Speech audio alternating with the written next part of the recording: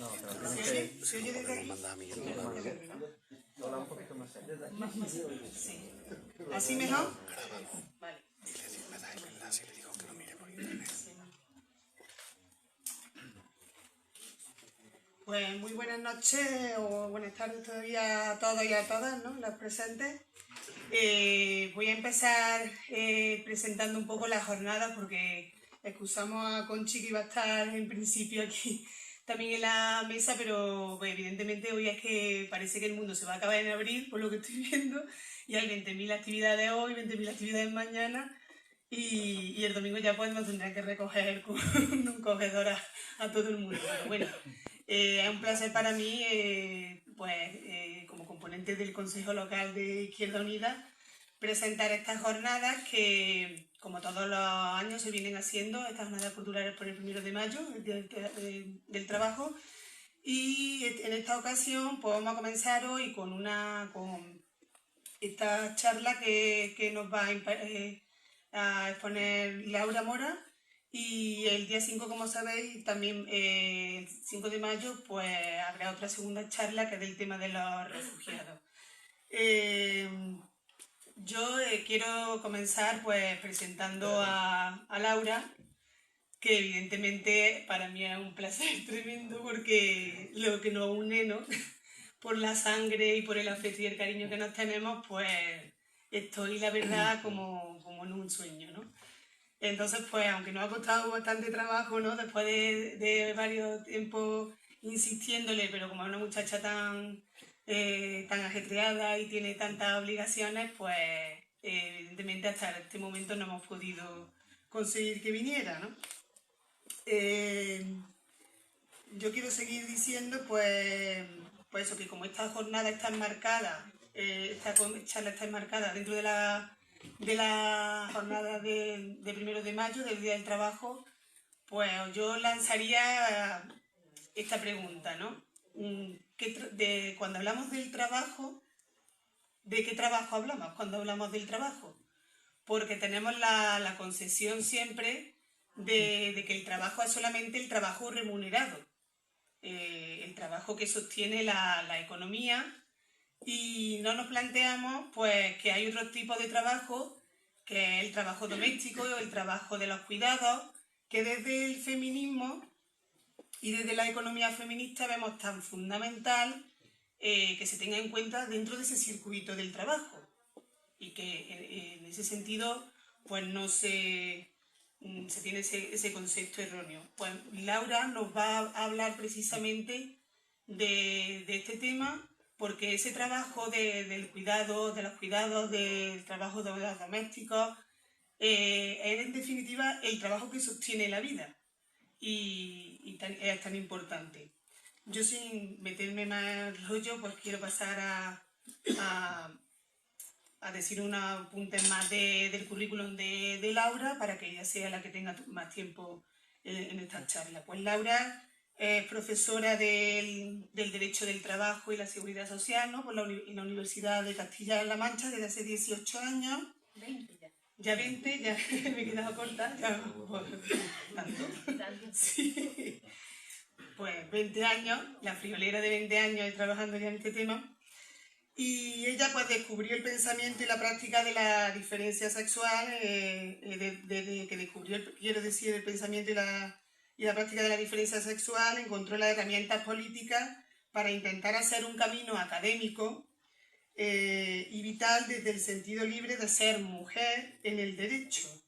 Así pues ella ha escrito numerosos artículos en revistas especializadas con diferentes temáticas como la explotación infantil, la reconciliación de la vida familiar y laboral, el peligro de la salud de las mujeres de incorporarse en un mundo laboral declinado en masculino, o la docencia del derecho del trabajo, o el resignificar el derecho, ¿no? y el trabajo en tiempos de cambio civilizatorio como el que estamos viviendo. Ella también es profesora de la asignatura Un derecho del deseo, un derecho sexuado, del máster online de Duoda de la Universidad de Barcelona sobre la diferencia femenina libre. Y junto con Lola Santos nos ha traducido el libro del Grupo Laboro de la librería del Le Donne de Milán, con títulos tan sugerentes como Palabras que usan las mujeres para nombrar lo que piensan y viven hoy en el mundo del trabajo, o El doble sí de las mujeres a la maternidad y el trabajo, ambos publicados por la editorial, ¿no?, madrileña Horas y Horas. Ella forma parte de un coro femenino desde hace mucho tiempo, que es una cosa, es lo próximo que le tenemos que insistir para que venga a Montilla, que venga con su coro, que es un encanto además, una maravilla de voces femeninas. Las 40, ¿no? Sí, ¿no? 40 como yo. Bueno, pues lo organizamos, ¿no? Lo hacemos una ruta turística por Montilla y ya la traemos para que venga. Hay que dar dicho a quien corresponda. Y forma parte también del Tribunal Internacional de Libertad Sindical.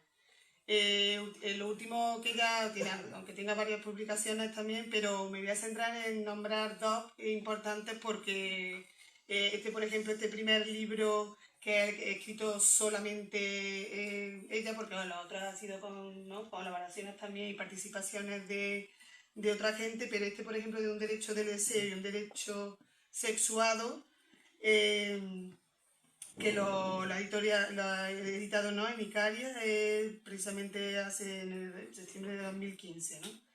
Y es un libro pues hermoso que lo acabo de recibir porque no lo he conseguido antes, estoy deseando leérmelo, porque evidentemente aquí estará Laura al 100%, su pensamiento y su sensibilidad y su profesionalidad pues plasmado en él, ¿no? Y el último libro que también se ha presentado en Córdoba, que es ¿no?, la dirección y la edición con Juan Escribano Gutiérrez y ya varias personas que han participado en él, que se llama La ecología del trabajo, el trabajo que sostiene la vida, que también pues ella en uno de los artículos precisamente de los capítulos que ella ha escrito es el de la ecología del trabajo, el trabajo del pan y las rosas. Y precisamente eso es lo que estamos deseando escuchar, a ver qué nos cuente Laura en qué consiste el trabajo del pan y la rosa. Y muchas gracias y te doy la palabra. Un beso. Y un besazo.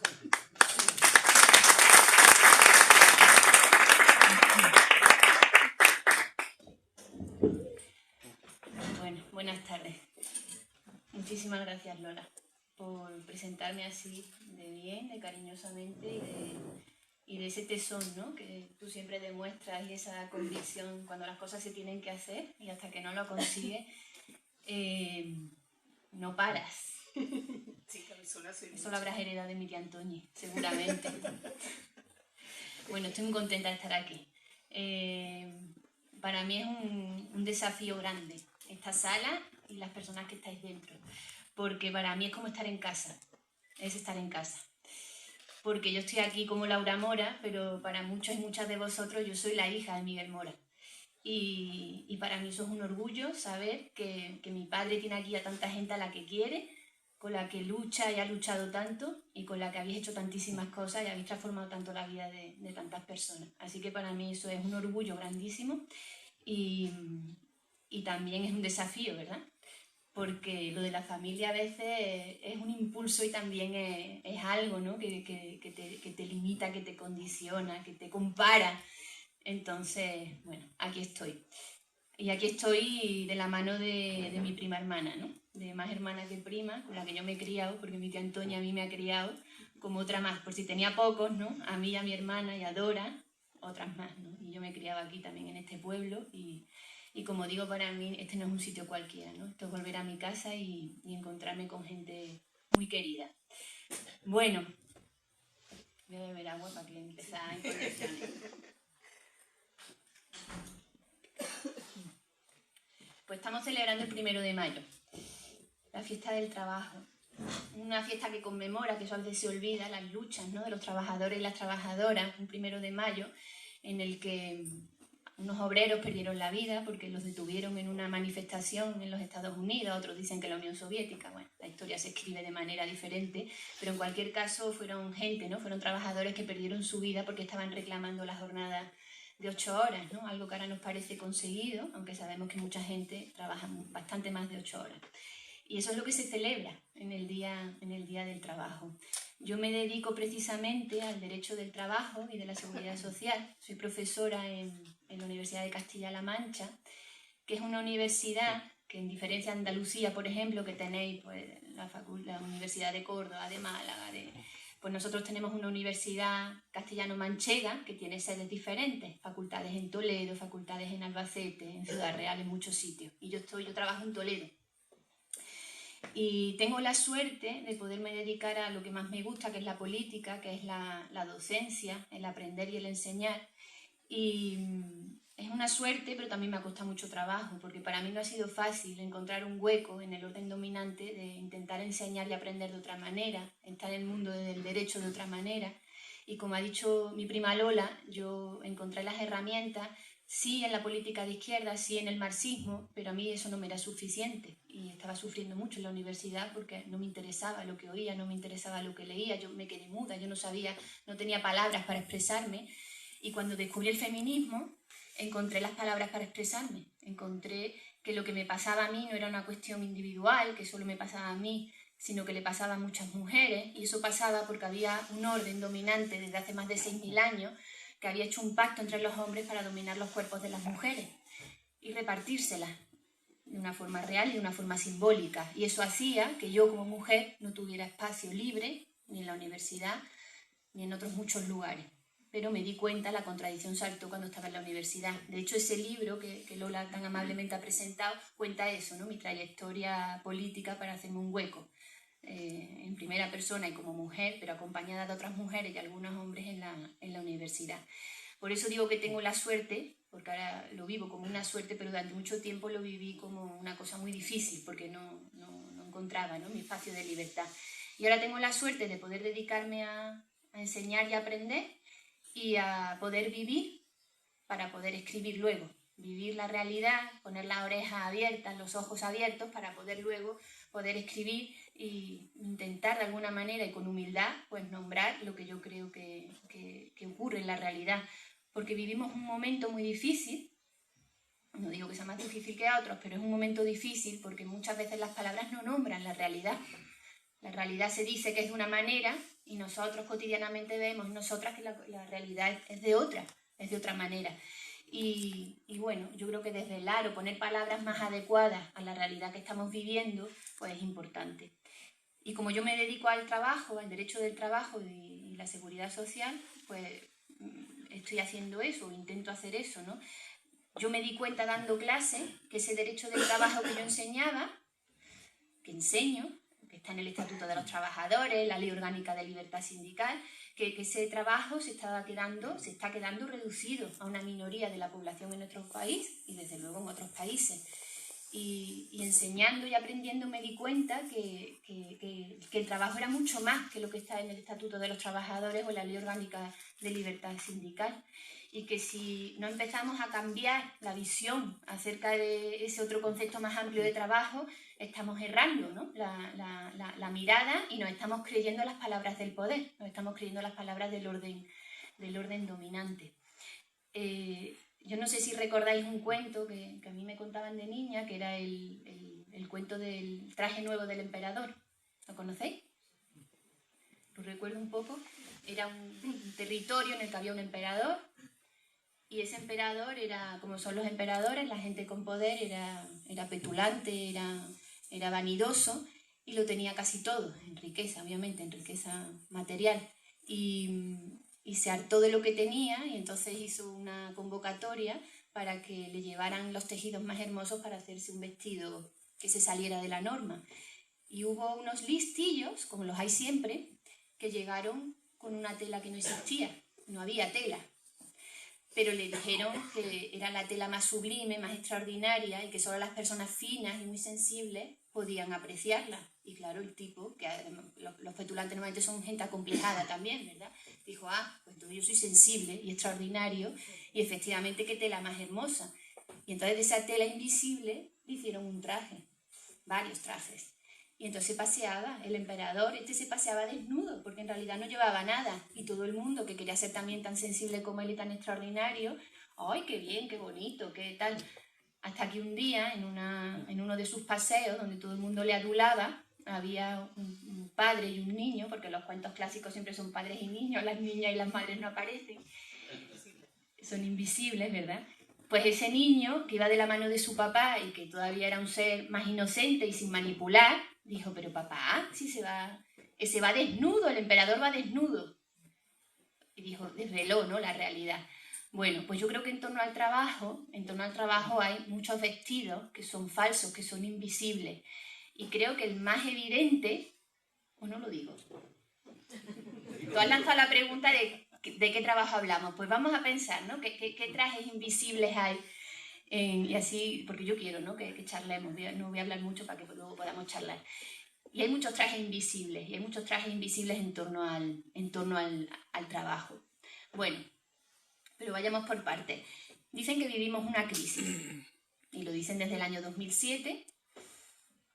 Si vemos parámetros que hablan de crisis, la crisis ya la había antes, porque ya había mucha gente que no trabajaba, que estaba desempleada, no trabajaba asalariadamente, estaba desempleada. Y nos dicen, ese emperador nos dice que la crisis pasará, o que ya está pasando, los brotes verdes, bueno, todas esas cosas que estamos ya hartos, ¿no?, de escuchar. Y lo venden como eso, que algo que es transitorio, que es un momento de problemas, pero que eso se recuperará y que se volverá, ¿no?, al estado anterior. Bueno, yo creo que eso es una falsedad y acudo una vez más a las palabras, porque las palabras son importantes, ¿no? Crisis en griego viene de krinein, y krinein significa un cambio muy marcado en algo que se está transformando y que ya nunca va a volver a ser lo que era antes. Y yo creo que si hablamos en ese sentido, yo puedo asumir esa palabra. María Zambrano, la gran pensadora para mí del siglo XX, que se tuvo que exiliar por mujer republicana y roja, María Zambrano, cuando estaba en el exilio, un exilio que pasó terrible, en unas condiciones materiales terribles en sitios de Latinoamérica, pero sobre todo en Ginebra, y María, cuando estaba en Ginebra en el año 65, ya nos avisó, mucho antes de 2007, en el año 65, y ella dijo que la modernidad era el tiempo de la crisis de la realidad. Y yo esas palabras la primera vez que las leí no las entendí muy bien, pero ahora sí que lo entiendo. Porque yo creo que María hablaba de eso, ¿no?, de que la crisis de la realidad efectivamente es cuando las palabras no coinciden con las cosas. Cuando nos dicen que estamos viviendo algo y luego en nuestro pellejo vemos que eso no es así. Y ella hablaba de que la modernidad, o sea, que eso que ya estaba en los años 60, ahí había crisis, había un cambio muy marcado en algo. Así que mucha gente creemos ya, no sé si mucha, pero por lo menos en los círculos en los que yo me muevo, que o estamos en una crisis en el sentido etimológico, ¿no?, de cambio pronunciado en algo y que ya las cosas nunca volverán a ser, pero yo quiero ir más allá y os lo propongo a ver qué pensáis, porque yo creo que estamos ante un cambio civilizatorio. Un cambio civilizatorio son palabras grandes y significa eso, que hay cosas que ya nunca volverán a ser como antes, pero no como antes de la crisis, sino como se lleva viviendo desde hace bastantes siglos. Y creo que estamos viviendo un cambio civilizatorio, lo creo por muchas cosas, pero digamos que de manera fundamental creo que se han roto dos pactos. Sabemos que la convivencia en una casa y fuera de una casa, en un estado o en una unión de estados, la convivencia se hace, entre otras cosas, a base de pactos, ¿verdad? A base de negociar, a base de ponernos de acuerdo para intentar convivir y evitar la violencia. El derecho se supone que es eso, ¿no? Una serie de normas para intentar evitar la violencia y que podamos vivir en paz. Eso también en un sentido original, ¿no? Y no espúreo. Y se han roto dos pactos fundamentales. Se ha roto un pacto social y se ha roto un pacto sexual. Y es de eso de lo que ahora os voy a hablar. Se ha roto un pacto social que se firmó después de la Segunda Guerra Mundial. Después de 2 guerras mundiales, que no es poca cosa, los gobernantes, los emperadores de su momento, cuando Europa estaba destruida, ¿sí?, porque los que iban a la guerra obviamente eran los trabajadores y las trabajadoras también, soportando la retaguardia y sosteniendo las ciudades, las fábricas, todo eso. Cuando acaba la Segunda Guerra Mundial, ya se dan cuenta de que ya no se puede abusar más de la gente. No se puede abusar más de la gente porque además el capitalismo está triunfante y necesita vender cosas. Está triunfante en los Estados Unidos y necesita tener gente que les compre cosas. Y en Europa no había gente que pudiera comprar cosas porque estaban, como os podéis imaginar, la ciudadanía estaba hecha polvo. Y por otro lado estaba el peligro de la Unión Soviética, ¿no? La gente, si aquí abusaban demasiado dentro del sistema capitalista, ¿sí? La gente podía mirar hacia ese otro lado, y de hecho se miró, y ver que el socialismo podía darles otras formas de vida mucho más en condiciones, ¿no? Con lo cual, un capitalista, y un capitalista profundamente liberal como fue Churchill, el presidente del Reino Unido, antes de que acabara la propia guerra, en el año 42, ya le encarga a uno de su gabinete de ministros, que también era profesor universitario, y le encarga un informe, el informe Beveridge era como se llamaba ese señor, y le encarga y le dice: necesito que pienses tú y tu gente una manera colectiva de intentar proteger a las personas, porque tenemos una población donde los hombres o están muertos o están heridos y las mujeres además se acaban de incorporar masivamente al trabajo por las necesidades, ¿no? de que los hombres estaban en el frente. Y este señor, que también lo hace el canciller Bismarck, que tampoco era ningún revolucionario en Alemania, estos señores como símbolos, pero mucha gente detrás empiezan desde eso, ser capitalistas liberales, a pensar cómo el capitalismo tenía que ceder un poco, cómo tenía que mostrar una cara amable. Y una cara amable fue crear los sistemas de seguridad social, que nosotros vivimos de una manera como en una posguerra retrasada en España cuando empezó la democracia, ¿verdad? Pero que en otros países en Europa eso se empezó mucho antes, ¿no? Sistemas de seguridad social que lo que hacen es que si nosotros tenemos una sociedad como la tenemos, que se organiza en torno al trabajo, la ciudadanía, los derechos nacen en el momento en que trabajamos. Si no hay trabajo, tiene que haber un sistema público que proteja a la gente, porque esté en desempleo, porque esté enferma, porque tenga una criatura, por la razón que sea, ¿no? Y se inventan ahí los sistemas de seguridad social. Es decir, los sistemas de seguridad social, nuestro sistema sanitario, etcétera, etcétera, no nacen porque sí, nacen por mucha lucha y después de 2 guerras mundiales. Y para convertir además, para revertir de alguna manera la amenaza que suponían las ideas de izquierdas, ¿no? de la Unión Soviética, el contrapeso.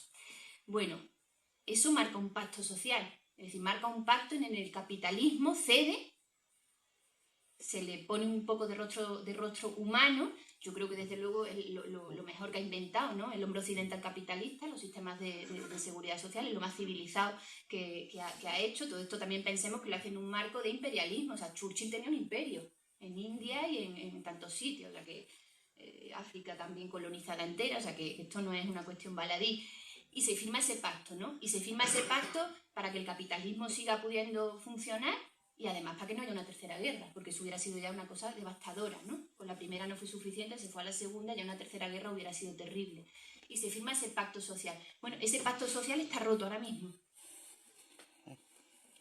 Y eso asusta. Y está roto porque los capitalistas se saben en crisis. Y entonces yo creo que están en una fase de acumulación. Y están en una fase de destrucción, por tanto, no crean riqueza, sino que la destruyen. Destruyen derechos sociales, destruyen personas, destruyen territorios, destruyen el agua, la privatizan, contaminan el aire, tantísimas cosas, destruyen pueblos enteros, deciden que Siria hay que destruirla, la destruyen y ahora se echan las manos a la cabeza porque la gente huye de la guerra. O sea, es un sistema que va en contra de la vida, absolutamente. Y esa es la carta de naturaleza de su defunción. Lo que pasa es que yo creo que hay muchas veces que nosotros no nos lo creemos. Dicen, no, el sistema se regenerará, es listo. Y nos sentimos nosotros más en crisis que el propio sistema.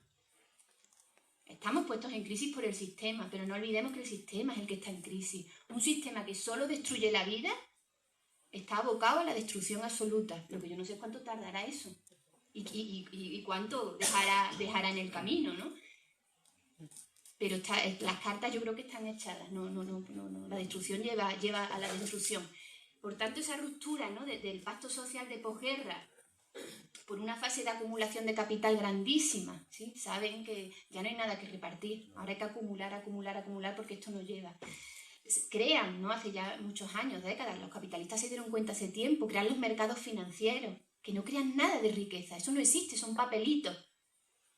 Dicen, no, esto sí crea riqueza para ellos, que nos han engañado y han vendido papelitos que tenían un precio, y un precio alto. Pero cuando vieron que la riqueza material, la creación de riqueza concreta, ¿no? Lo que hace un campesino cuando lleva la uva a la Unión, cuando eso vieron que ya no les daba los rendimientos que ellos querían, se inventaron los mercados financieros, que es un invento, una abstracción que no lleva a ningún sitio, y eso fue lo que estalló en el 2007.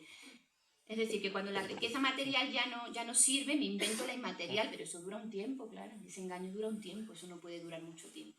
Bueno, ese pacto está roto.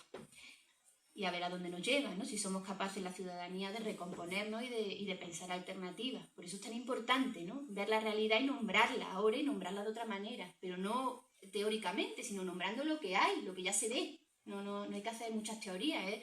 Es decir, tú estás trabajando, a ver tú qué haces, y valorarlo. Eso es importantísimo.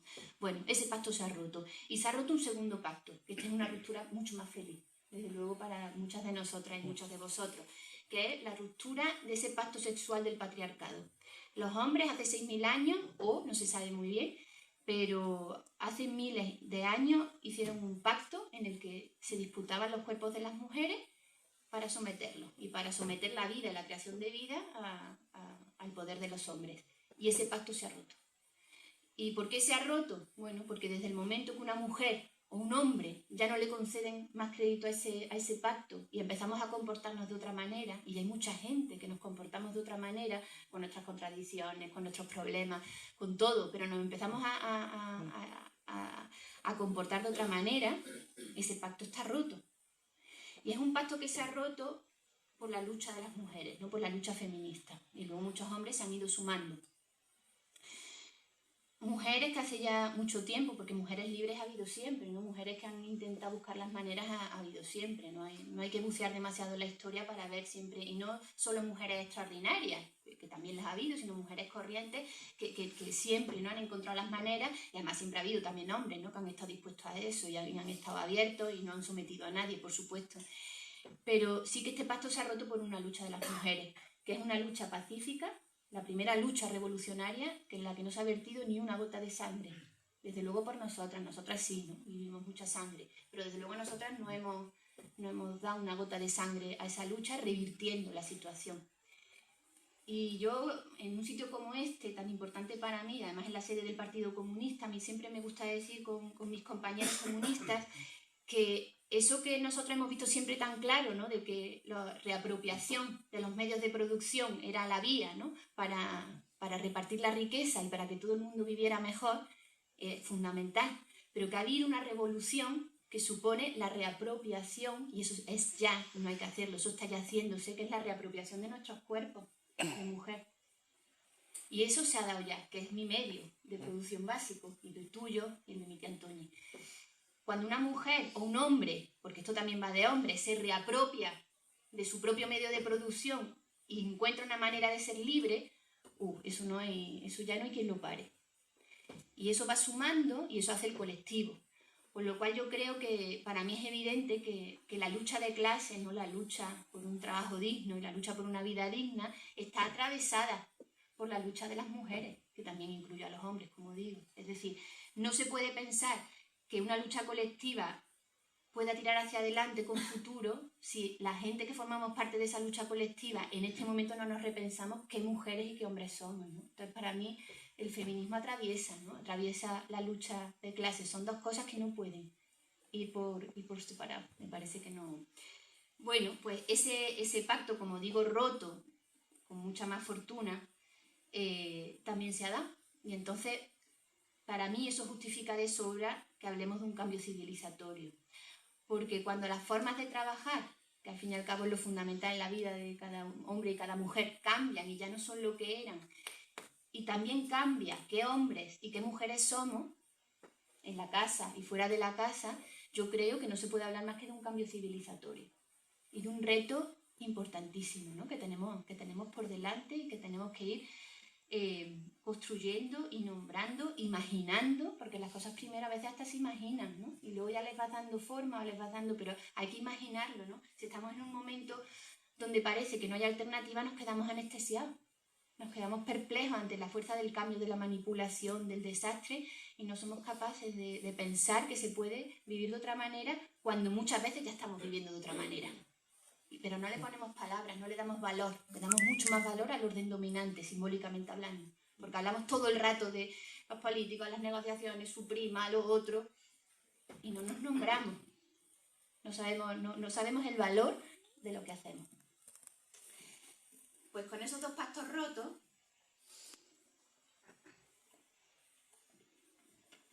ese cambio civilizatorio en marcha, que hemos puesto en marcha las mujeres desde hace ya siglos y a las que nos debemos mucho, ¿no? Nuestras compañeras de Andrés. Por cierto, os recomiendo que veáis una película que se llama Sufragistas, que es buenísima y habla eso, ¿no? Además habla en nombre de una obrera, ¿no? Empieza en el textil en Londres y es la obrera la que protagoniza esa lucha de la sufragista. Aparece alguna líder, pero parte de la lucha de esa clase obrera.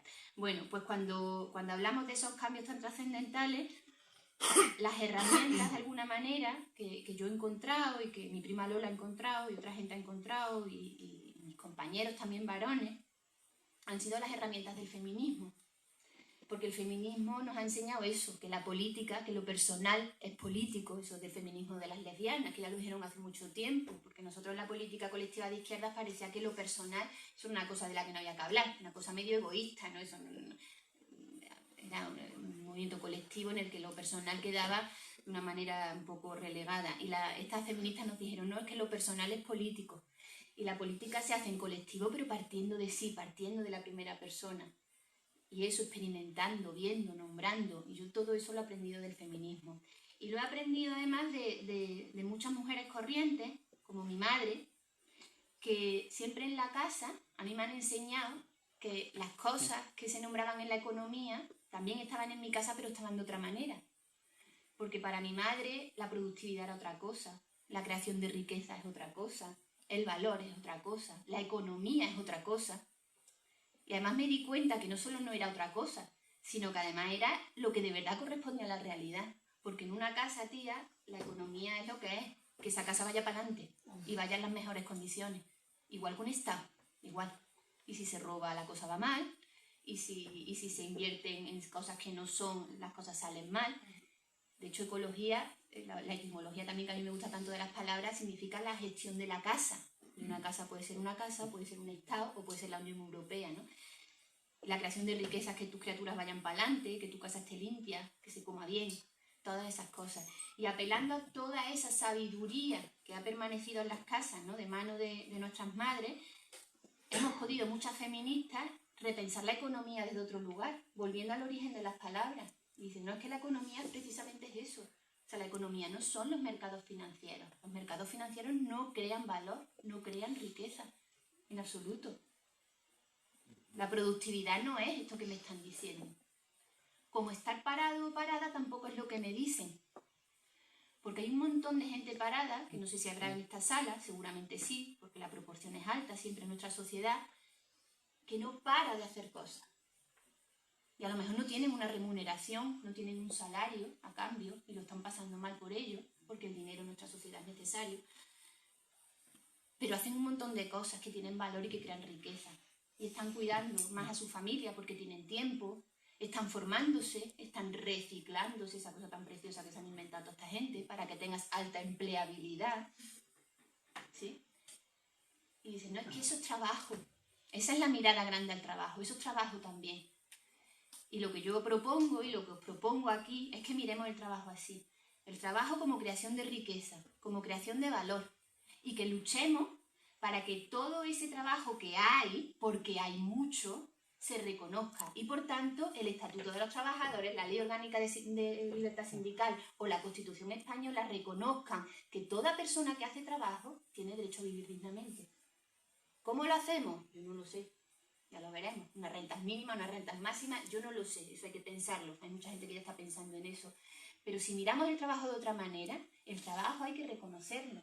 Y cualquier persona, por el hecho de nacer, tiene derecho a tener una vida digna.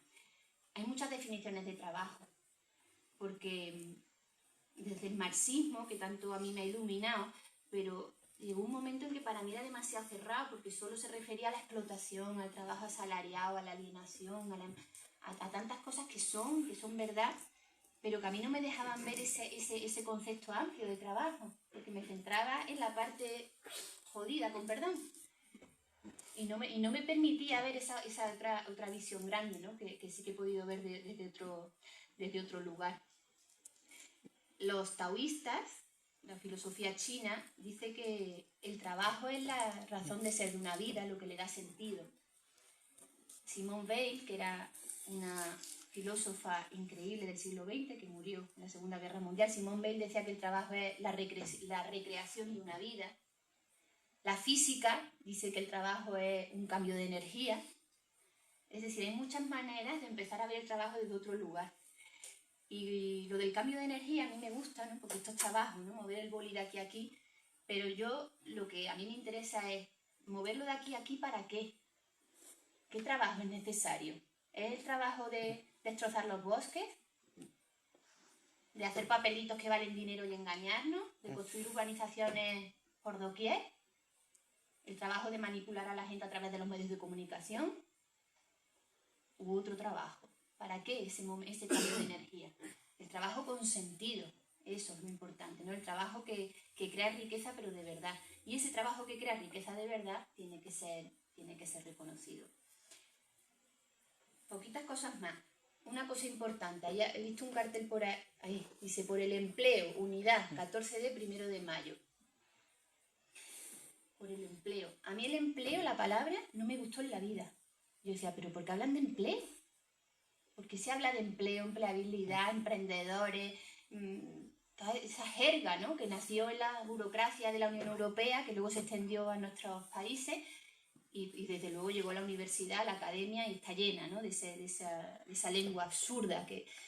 Y tardé tiempo en darme cuenta de por qué no me gustaba la palabra empleo. Porque si ahora veis los medios de comunicación o nuestros propios líderes sindicales, es difícil encontrar que pronuncien la palabra trabajo. Es difícil oírlo. Trabajadores todavía, pero trabajo es dificilísimo. Estar atentos y atentas a ver si... ¿Y por qué? Porque se han contagiado eso del empleo. ¿Y qué oculta la palabra empleo? ¿Por qué no se habla de trabajo y se habla de empleo? Porque es un cambio simbólico importantísimo. Yo tardo mucho tiempo en darme cuenta. Y finalmente, no sé, lo lanzo también a ver si os parece o si estáis de acuerdo o no, hablar de empleo y no hablar de trabajo, ese trabajo tan importante de las palabras, ¿no? Que no es baladí tampoco, no se utilizan unas palabras en el lugar de otras. El empleo, Lola, ¿a quién apela? Cuando tú hablas de empleo y no de trabajo, ¿a quién te estás refiriendo? Sí, pero ¿a quién? Claro, a quien emplea, a quien emplea, a quien emplea. Da trabajo, ¿no? Claro, a quien emplea. Y a tu empleabilidad, es decir, a la conversión del trabajo, como quiere el capitalismo desde siempre, en una mercancía, y tú eres empleable o no eres empleable, tienes altas tasas de empleabilidad o no. Haces muchos cursitos, eres súper empleable. Eso es hablar, ¿no? De una mercancía en vez de una persona. Es decir, es poner el foco de las dos partes de la relación de trabajo, es ponerlo precisamente en los héroes sociales de nuestra sociedad capitalista, que son esos que nos dan trabajo y que tienen una legión, en lenguaje marxista, un ejército de reserva, 5 millones de personas en ejército de reserva para ser empleados o ser empleadas. Y por tanto en las peores condiciones, porque si no estás tú ya habrá otra persona, ¿no? que lo tomará. Con lo cual, no es casual ese cambio de las palabras, de hablar de empleo. Nosotros tenemos ya hasta manuales de derecho del empleo y asignaturas que se llaman mercado de trabajo o derecho del empleo también en la universidad. Y es clarísimamente una victoria, ¿no? Ahí sí que yo lo veo claro, una victoria del capitalismo que ha convertido el trabajo en un privilegio y le ha cambiado el nombre, le ha puesto empleo. Y tiene valor quien da empleo. Y por tanto se hacen reformas laborales porque hay que reformar las normas y hay que dejar de proteger a los trabajadores porque hay que favorecer ¿a quién? A los empleadores, que son la gente importante en una sociedad. Y lo son, claro que lo son, importantísimas, pero en otro equilibrio. Claro que son gente que arriesga, claro que sí, eso no es fácil. Tener la capacidad, eso es un talento, ¿no? Tener la capacidad de crear trabajo y tener ideas y llevarlas a cabo, eso es una cosita importantísima en una sociedad, pero no así, no en este equilibrio. Así que yo destierro esa palabra que tiene sentido en el empleo público, porque yo sí que creo que ahí hay una noción de ponerte al servicio del interés general, y así es como nació la palabra empleo, pero no, desde luego en las relaciones de trabajo corrientes, donde lo que hay que nombrar es el trabajo. Y cuando se hacen reformas, son reformas del trabajo, para que las cosas sean claras y visibles, ¿no? Ante los ojos de cualquiera. Y... ¿Qué hora es, Lola? Porque yo lo que quiero es charlar. Bueno, ¿por qué lo del trabajo del pan y las rosas? Pues el por qué es porque, como pasan las cosas, ¿no? Yo llevo trabajando, ¿no?, en esto de reconceptualizar el trabajo, llevo ya unos años, y no por casualidad, sino por causalidad, las cosas aparecen cuando las necesitas, ¿no? Y yo estaba en esa cosa del concepto de trabajo amplio, que a mí me cuesta mucho trabajo esto decirlo en la universidad, porque claro, si digo eso, el Estatuto de los Trabajadores no sirve, lo otro no sirve, la gente se pone a la defensiva, o sea que no es una cosa fácil, pero estaba ahí, ¿no? Y entonces vi la película, que la recomiendo si no la habéis visto, la pusieron hace poco en la segunda cadena, que se llama Pan y Rosa, que es una película de Ken Loach, y vi de dónde nacía ese eslogan. Y ese eslogan nace de una inmigrante polaca, Rosa Seinerman, que, como tanta gente, ¿no?, ahora y antes, que se traslada porque necesitamos vivir y comer, se traslada a los Estados Unidos desde la Polonia, que era rusa en ese momento, a principios del siglo XX, y ella era una líder sindical y una líder feminista. Y en el año 1912, esta Rosa lidera una huelga en el sector del textil, que como ahora también estaba feminizado antes, y la mayor parte de las personas que trabajaban allí eran mujeres trabajadoras, y esta señora tenía un poderío interesante, ¿no?, de lucha y de poder de convicción. Y de ella, luego cuando uno mira en internet dice, no, eso era un poema de un señor, siempre al final hay un señor detrás, no que había escrito un poema o que había escrito lo que sea, pero yo lo he conocido por ella y a mí me gusta pensar que es de ella. Y esta señora habló, ¿no?, de lo del pan y las rosas. ¿Y a qué se refería? Voy a terminar mi charla citando sus palabras textuales porque lo merecen. Pero ella a lo que se refiere es a esa mirada amplia del trabajo. Y lo decía ella en 1912. Y decía que el trabajo no solo tiene que ser para garantizarnos el pan. Yo, que además vengo de familia de panaderos, y por cierto, mi tío José Antonio me ha dicho que os dé muchos saludos y que él no puede estar hoy, pero que os salude. A mí me hubiera encantado que estuviera aquí, bueno, de alguna manera está. Y eso, yo vengo de familia de panaderos, o sea, que no solo tiene que garantizar el pan, sino que el trabajo también tiene que garantizar las rosas, el ocio, el tiempo de cuidar a los demás, el tiempo de poder mirar el horizonte sin prisa, ¿no? Todo eso. Algo que era absolutamente moderno en el año 1912 y que en el 2016 sigue siendo de plena actualidad. Pero os voy a leer las palabras de ella, si soy capaz de verla. Decía, ella era líder de la Women's Trade Union League, o sea, un sindicato de mujeres en 1912 en los Estados Unidos, cosa que no es habitual porque que yo sepa ahora no hay muchos sindicatos de mujeres ni liderados. Bueno, en Italia lo lidera la Chigil, una mujer, pero vamos, complicado. Y dice ella en el año 1912, quien trabaja quiere el derecho de vivir y no solo existir. Repito. Quien trabaja quiere el derecho de vivir y no solo existir. El derecho al sol, a la música y al arte. No hay nada que una trabajadora humilde pueda tener. No solo queremos pan, queremos rosas. Así que muchas gracias.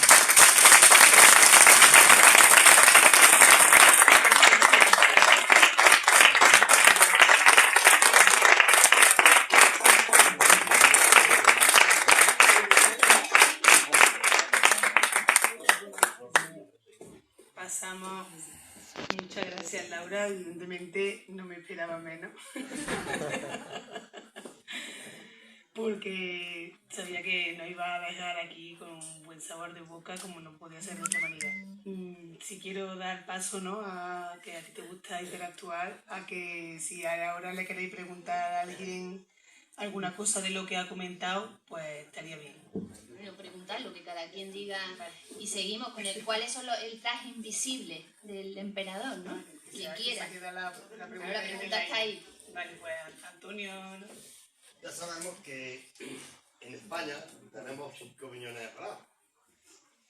Pero cuando yo me quedé pasmado fue cuando mi hija se en la Universidad de Jaén, y el profesor le dio enhorabuena por haber salido y dijo la palabra que me se quedó muy clavada. Dice, España tiene siempre 5 millones de parados. Pero los 5 millones de inmigrantes que están en el extranjero. nunca la ha dicho España. Aquí no hemos tenido más que 3 cosas en España desde que está en España. Que ha sido paro forzoso, robo declarado y carestía. Son 3 cosas que tenemos que tener los españoles muy presentes, que eso es lo que ha querido el capital y lo que quiere el capital. Amén.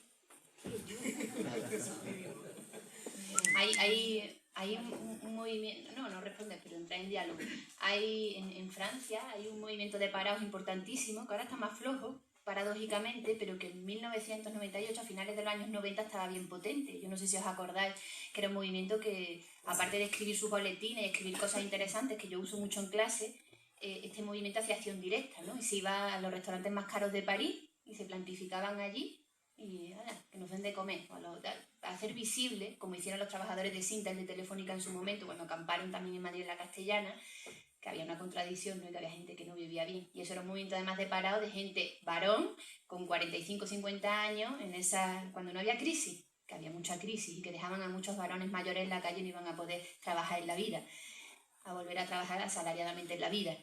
Y hay un texto importantísimo que a mí me gusta mucho, y estos decían: el escándalo no es el paro, el escándalo es el trabajo. Y lo decían ellos que estaban parados. ¿Por qué? Porque lo del paro no es una anomalía del sistema capitalista, que es lo que nos intentan hacer ver. Es su forma de ser, es su naturaleza. El capitalismo se nutre de que haya gente parada, que tenga ejército de reserva.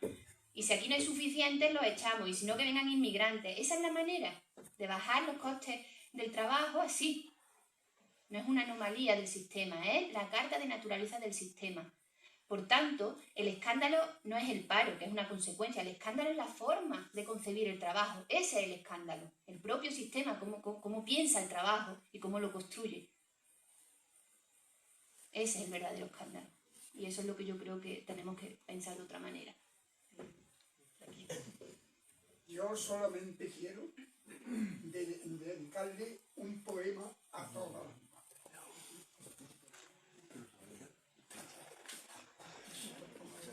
Madre, hoy pongo un beso en tu frente y te quiero agradecer que me dieras la vida, que me dieras el ser.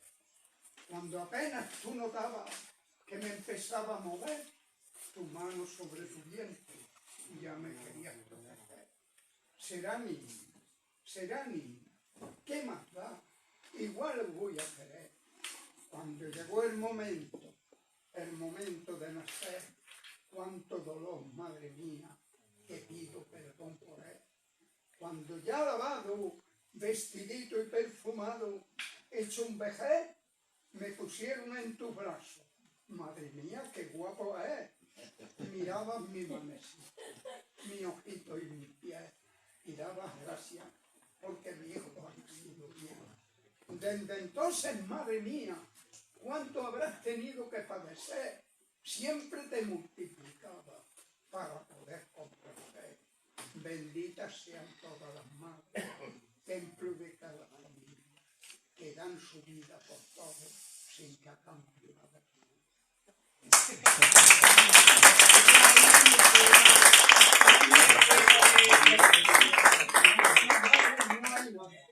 Muchas gracias, Franquito. Y hoy está pasando unas cosas terribles.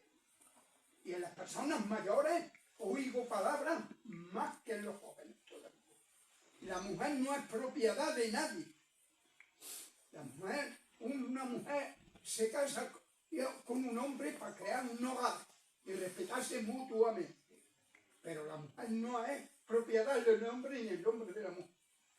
Y están matando hoy cuando la mujer está humillada y dice, esto se ha acabado. El tío que no merece otro calificativo nada más que ese. Entonces dice, si nos desatamos, tiene que dar. Y los crímenes que están pasando, matar a la mujer hasta delante de sus hijitos pequeñitos, si eso es lo más terrible que yo oigo en la televisión y estoy leyendo en la prensa que lo veo todos los días. Yo hablo todos los años en la puerta del ayuntamiento. Y me dice un energúmeno un día te van a cortar el cuello, tanto hablar a la mujer. Yo no le contesté, porque si yo le contesto me sitúo en su mismo fan. Entonces no me callé. Así es.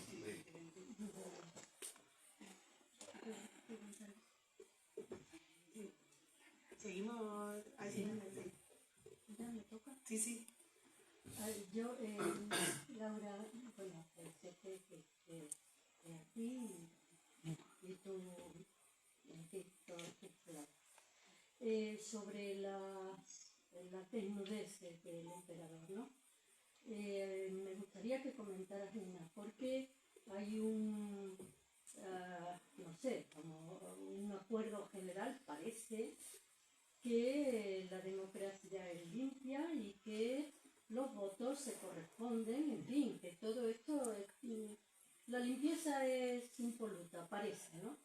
Entonces yo quiero que comente un poco el tema del voto rogado, del voto que se calcula en 1 millón de personas que están fuera y que no pueden votar, que se está traduciendo en esa marea granate, ¿no?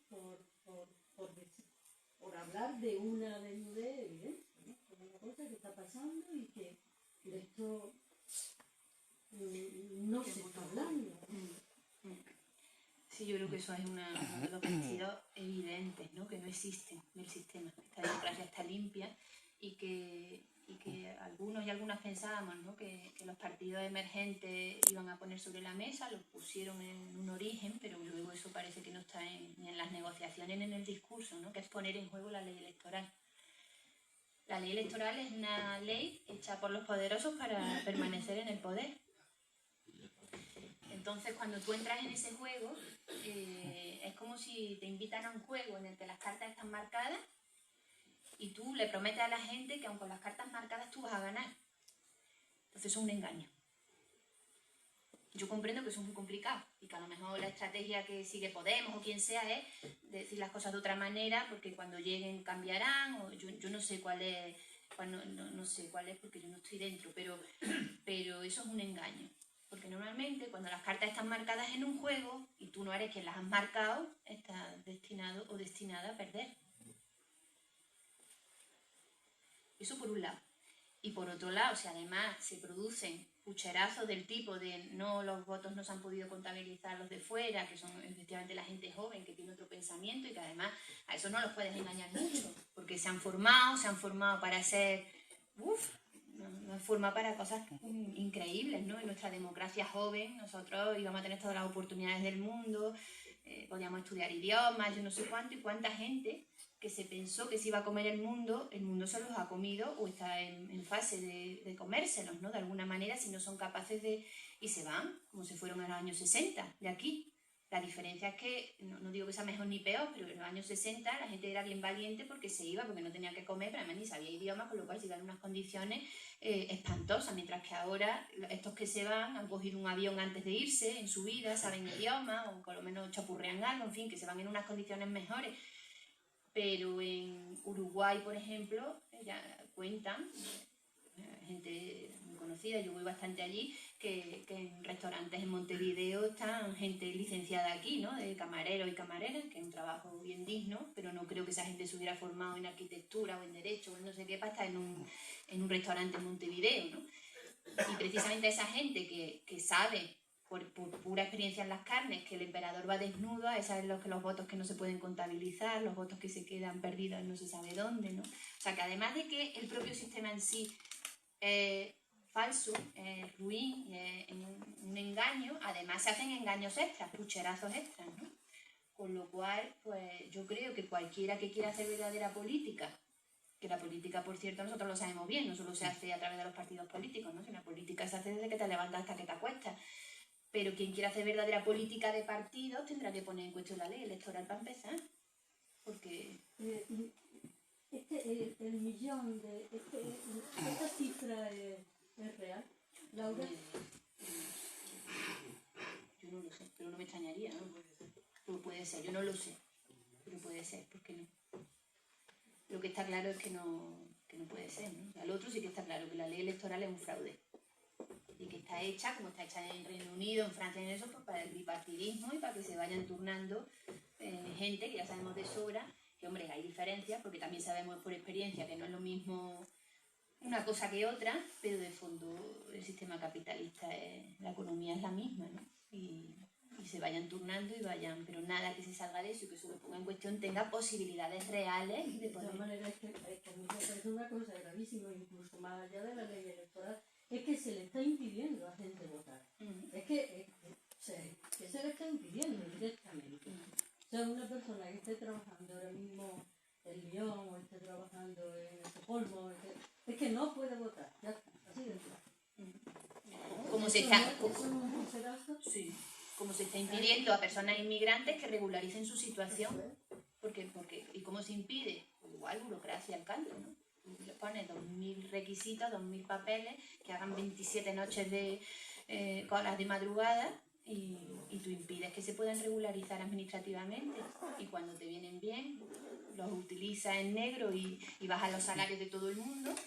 Y cuando no los echas y los pones, como han hecho, ¿no? Fletar aviones con criaturas pequeñas, además solas, y los han soltado en el Sáhara. Y eso lo permiten las leyes europeas.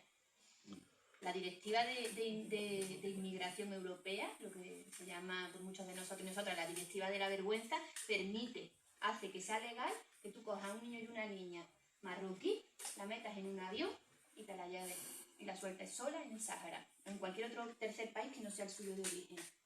Y eso está en la ley, eso no...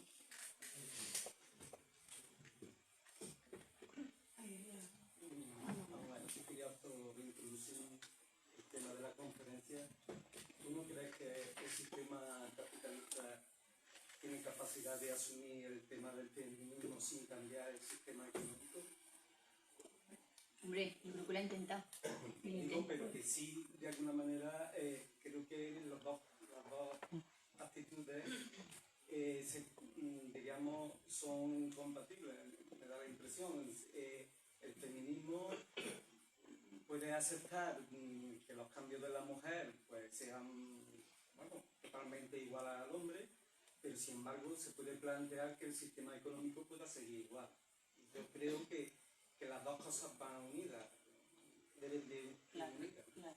Digo por... Uy, te agradezco mucho esta pregunta, porque da una cosa que es medular, ¿no?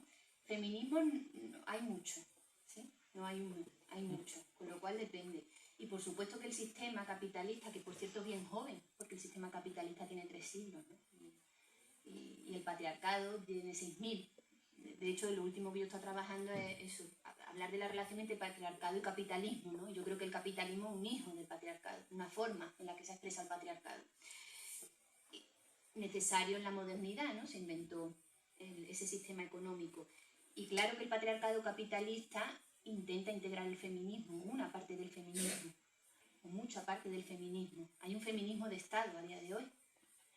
Hay un feminismo académico, que ya tiene máster, que tiene cosas y que es útil, ¿eh? Yo no voy a decir que no, pero un feminismo que pone alguna cosa en cuestión, que desde luego no el sistema capitalista de producción, ¿no? y las condiciones de vida. Pero ha servido mucho, lo que pasa es que yo creo que ahora ya va sirviendo menos.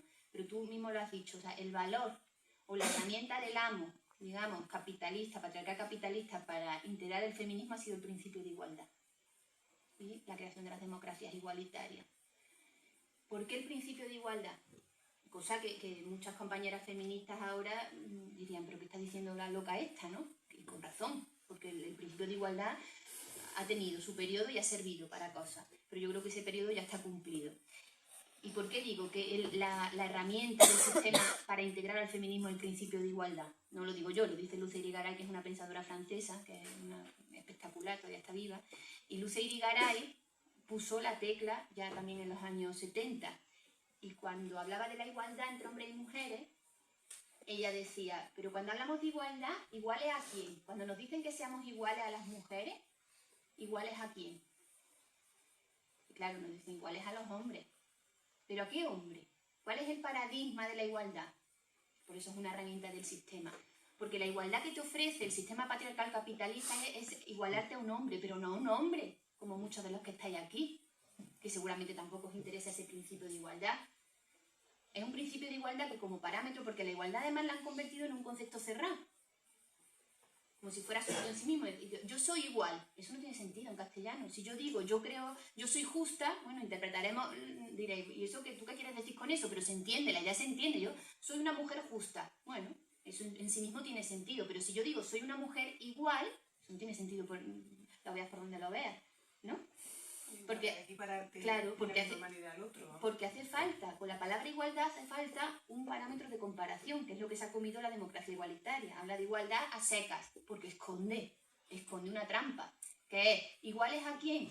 A los hombres, pero no a hombres cualesquiera, a hombres capitalistas, a hombres propietarios, a hombres blancos, a hombres de las metrópolis, dependiendo de dónde estemos, a hombres heterosexuales, al canon. Establece un canon y te dice, bueno, yo ya no puedo abusar tanto de las mujeres. Pues es igual, si quieres ser como yo, tienes aquí unos pocos de derechos que yo no estoy dispuesta a renunciar ni a ninguno de ellos, o sea, que yo no le hago asco.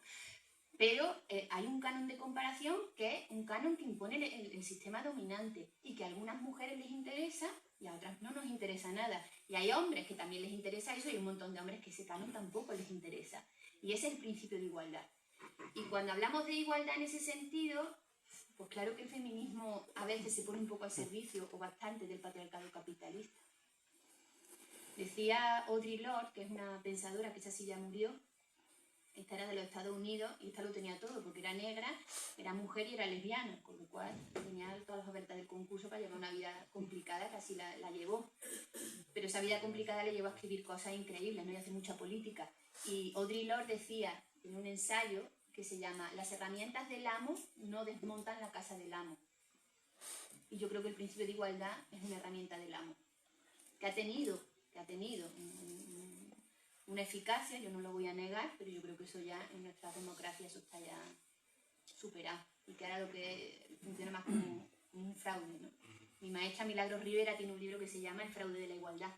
Y ahí cuenta eso que tú has señalado y que te agradezco porque es importante eso. Con lo cual, bueno, yo pertenezco a una política de mujeres autónoma, ¿no? Y que obviamente lucha contra el patriarcado capitalista.